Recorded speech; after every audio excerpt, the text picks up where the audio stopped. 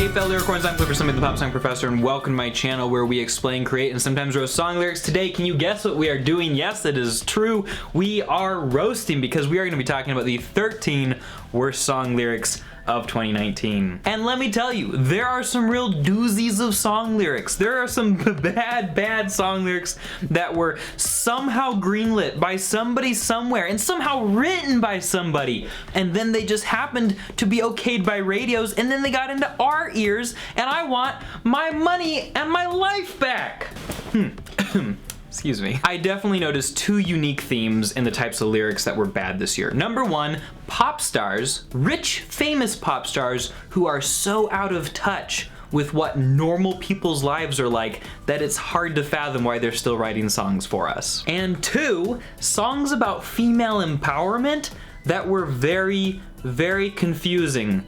Confused and not really that empowering. But don't take my word for it. Let's go ahead and jump right on in, guys. Song lyric bad one, number 13, is Sweet But Psycho by Ava Max, which you may be expecting. It wasn't the worst one, but it was pretty bad. Oh, she's hot but a psycho. So left, but she's right though. I'm coming back to that one. At night she's screaming, I'm out of my mind. She's hot but a psycho. I don't know if you guys feel as uncomfortable as I do with this kind of like glorification and what's it called? And appropriation of mental illness. But at the very least, I just don't get this. It's just a cliche. It's either awkward or it's boring. And then so left, but she's right though. It sounds almost political. And I get what they're saying, like she's left, but she's right. She's right about something. She feels right. I get that, but why is she left? Is she left-handed? Is she leftovers?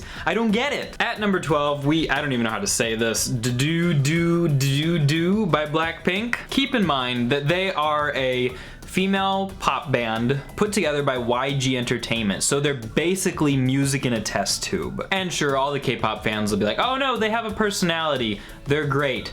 I'm sure. There's still music put together in a test tube. And it makes it so ironic because one of the lines in the song says, relentlessly going forward, not caring what other people think. Knowing how record labels work, I almost 100% guarantee you that their music, their stage presence, how they look, their personalities, their attitudes, everything about them has been put through rigorous focus group testing. You know why they're so interesting and unique and why you're so excited about them? It's because they are a company product designed to be sold to you. And of course there's the rap from Lisa, the English one. I keep it lit like a matchstick. Bitch, I'm a star, but no Patrick. Nobody thought you were. That's odd. I'm getting cake. That's a fact. Check. Hold on a roll like grad jet. These smart mouths bring dumb heat. Like iced tea, I'm OG. I'm demon like IT. Oh, it. Got more juice than more juice than high C, okay. Well, I mean, that was probably the least satisfying brag rap I've ever heard. I don't hate K-pop music. Those were just some bad lines, and I'm anticipating what fanboys and fangirls are going to say about them. I went through a K-pop phase too, but I remember K-pop being a lot happier and lighter 10 years ago. At number 11, we have Señorita by Shawn Mendes and Camila. You could probably see this one coming. Not only the line where it's like, true la la la rhymed with ooh la la la, laziest rhyme ever, but also this line from the second verse. Locked in the hotel, there's just some things that never change. You say, we're just friends, but friends don't know the way you taste. Friends don't know the way you taste. I know the way you taste, therefore, we are not just friends. I learned so much by listening to Top 40. At number 10, and this guy is gonna show up a few different times here and he came in just at the last minute too with this album, but Liam Payne, formerly of One Direction, put out a couple of songs, and the first one we'll be talking about is Rude Hours. Listen to this. Meet me in the parking lot. Yeah, it might be a bad idea. Well, don't do it then. But oh no, wait, he's gonna do it anyway. I probably do your ass in the car. So romantic. He continues, you'll say, quit being naughty. Oh, that's what your body always does to me. I think Liam Payne is a boy. Why would anyone want to hear music or lyrics or anything from somebody like that? At number 9, another well-expected. This list would not be complete without this song. It's not the worst, but it is by Taylor Swift and Brendan Urie. It's the bridge from her song, Me. because it's got an exclamation point. You can't forget that. She sings, "Hey kids, spelling is fun." And then he continues, "Girl, there ain't no I in team, but you know there is a me." No, it's actually an M and an E, not a me, because they're separate. Also, she took it off of the album version, if that doesn't tell you everything. But I don't blame Taylor. It was Brendan Urie who wrote the bridge, so make what you will of that. Taylor can do no wrong. Except for Look What You Made Me Do. Yeah, that wasn't, yeah. At number 8, we have Sucker by the Jonas Brothers, an oldie but a goldie. You're the medicine and the pain, that tattoo inside my brain. And I honestly just don't get it. The tattoo inside my, you know what? I get it. I figured it out. I'm gonna bring my, I actually teach English classes, and I'm gonna bring a little bit of my skill to bear here. I don't know if you guys have ever heard of a mixed metaphor, but we got a doozy of one right here. Not only is this person the medicine and the pain, which fine, I get that. I understand that you heal me, but you hurt me, whatever. That is boring. The tattoo inside my brain, the tattoo, you're permanent, you stick with me. Inside my brain, it's a thought, something that, you know, makes me keep thinking about you. So in both cases, he's trying to say, like, you stick with me, like I can't get rid of you. But when you put a tattoo inside a brain, you are mixing a metaphor. Nobody cares, do they? That's just me. Anyway, it's bad. At number 7, we have a Liam Payne song, but this time it's not him. It's actually Boogie with the Hoodie and his lyrics from his rap in the song Stack It Up. He says, "Yeah, I know shit don't come free. You gotta work for it." Okay, you know, that's pretty interesting. You know, bring yourself up by your bootstraps, work hard, make your own way in the world. Lamborghini Urus, bought it when I first saw it.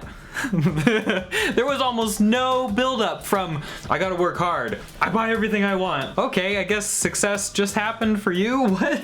She caught me creeping. Wait, you were creeping on some girl. You were stalking someone, so I had to buy her a purse for it. Sounds like blackmail. I think if I ain't have money, I'd be the worst for her. So let me get this straight. The only thing separating you from being the worst possible relationship for this girl in the whole world is the fact that you have money. Let's remember this, guys. He just admitted that the only possible worst person in the world than Boogie with the Hoodie is Boogie with the Hoodie without money. That's it. He's the second worst person in the world according to his own song. And if I ain't have money, I would have been lost her. She sounds like a gold digger, so maybe she's the second worst person. Maybe you both tie. The loudest ones was the brokest. I was a shit talker. The loudest ones was the brokest and I was struggling. Girls called me friend, now they on me, that money coming in. And we begin to see the world in which Boogie with the Hoodie lives. It only goes about 5 inches in front of his face, and that's it. At number 6, I actually liked this guy's album, but this song was terrifying to me, honestly. Closed on Sunday by Kanye West. He sings, "Closed on Sunday, you my Chick-fil-A.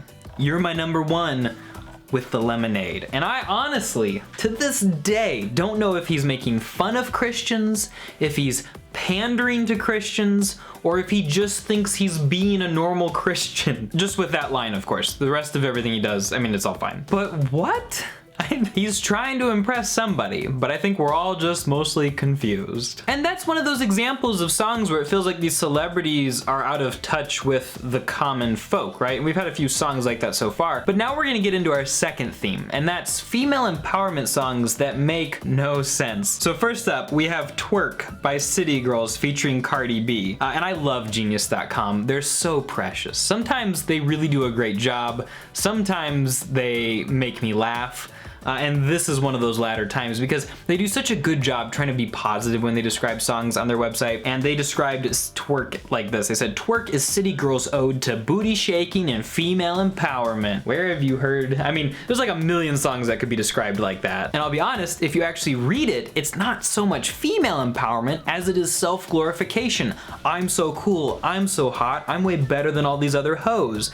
I don't think that's female empowerment, but that's just me. If you want to hear real female empowerment, and I know that I'm a white dude, so most of you just tuned out, and that's completely fine, but check out my video about the 7 best, deepest songs of 2019, and there are some empowered, incredible female songwriters over there. But back to Twerk by City Girls. When it's Cardi B's turn to rap, she jumps in and says, "I see them hoes looking cold, looking stiff." So keep in mind, The song was supposed to be about female empowerment, apparently. I don't know if she got the memo, because she continues, thick bitch, God's gift to a dick. Woo. And the rest is so vulgar I can't read it, but let's review. She first refers to them hoes, so it's, you know, a female jumping on and putting down other females.